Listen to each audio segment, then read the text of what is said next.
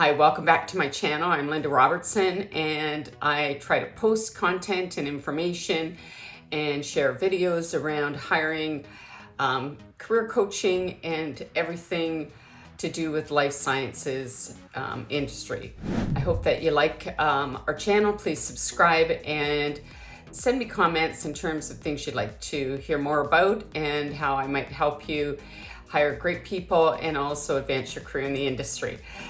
Today I'm going to talk about how do you retain top performers. It's something every organization definitely wants to do, and most importantly, here's some tips that I can share with you to help you make sure you retain those top performers in order to be able to drive your business forward.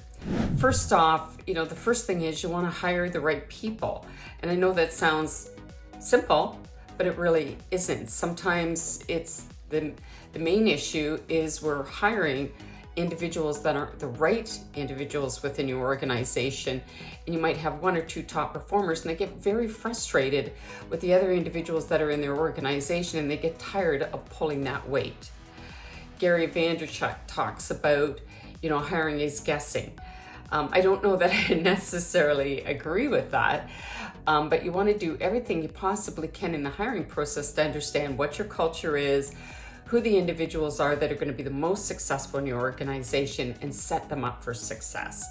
So make sure you take time to hire, the individuals that you need to join your organization, and that you hire people with the right skills, abilities, attitudes, and behaviors to be successful. So that when you do hire top performers within your organization, they've got better peers that are within their organization, that they too can be successful, and you have a great culture. Nobody likes to work in a culture where it's draining on them, it's negative, that it's not one that it's a winning organization and winning culture. Number two is the thing that I think is one of the most important things is when you have top performers and they're really driving your organization forward, and they're the ones that are really passionate about your organization. They're out there promoting you, building your organization. And it doesn't necessarily mean they're the salespeople. They could be in marketing, they could be in customer service, they could be in logistics. Show appreciation for all the hard work and how passionate they are to really help the business grow. But that's the one thing that I often hear from people when they're top performers and they're looking at leaving, is they feel disenchanted and unappreciated. So sometimes we forget, that we think, oh, they're really happy and they're really excited. So we forget to say, hey, you know what? We really appreciate everything you're doing, and do that check-in on a quarterly basis at least, to make sure that you're touching base and they know that you appreciate them. And if possible, absolutely do that more often. The other thing is top performers are competitive. They like to be developed and provide development opportunities. If you don't have constant training in your organization and a top performer comes to you and asks you to support them, just because your organization maybe doesn't have that, you want to stop and think about, if they're asking, maybe that's something, it's a reward that you should give them. So it shouldn't be an automatic no. I hear that a lot, that, manager just said no, didn't even give it a second thought. And when you do it once, you do it twice, you do it 3 times, all of a sudden they check out. So really think about, if they're asking, there's probably a good reason for it. And it's a little reward for them. So just think about, is that possible? That maybe you could do that. The other thing is, don't be stingy. Pay your people well to retain them. Sometimes we hold on to the purse strings in the organization, not realizing that if you pay what the industry standards are, you're not going to lose people. And sometimes you're not paying them that much. Think about the cost of turnover when you lose people. First of all, if they're out of the role for any length of time, you think of logistics as an example. In some logistics role, you could be losing $15,000 a day. In a sales role, look at the revenue that you can be losing. So there's lost revenue, and not just with that person, but other people. It's a cascading effect, right? But it's also the recruitment costs, whether it's the advertising, paying external recruiters, those sorts of things. So the fifth thing I would say too is give top performers stimulating opportunities where they have a high visibility assignment.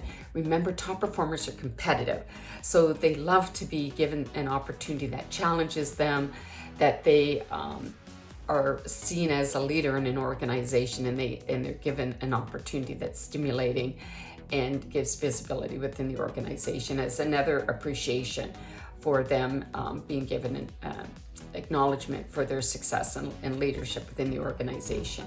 The other thing is offer work-life balance.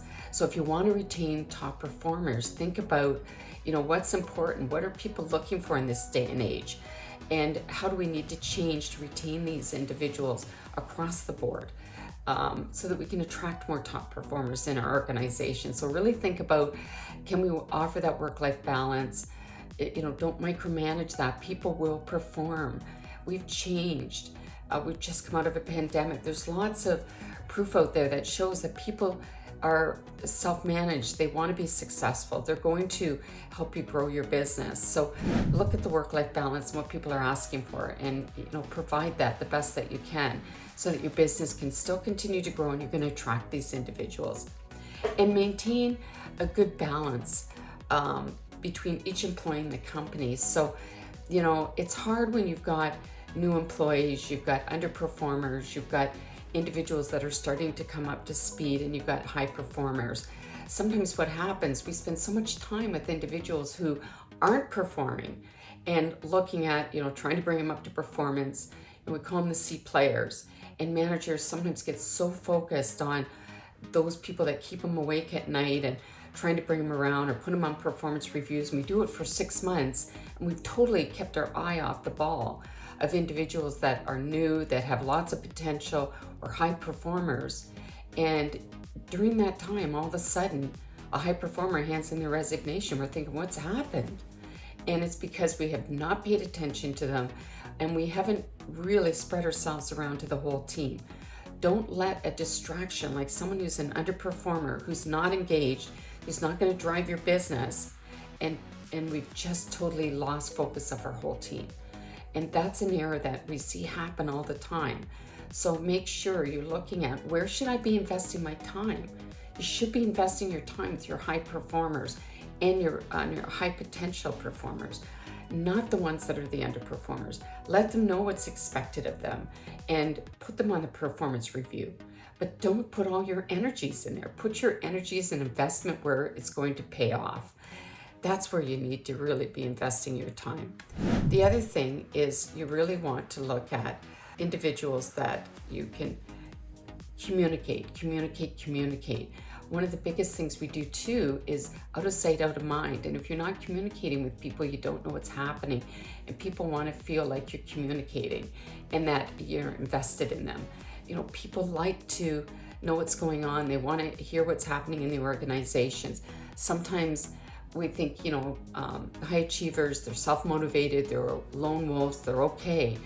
But if you're not touching base with them, they feel like lost and alone, and they're disconnected from the organization.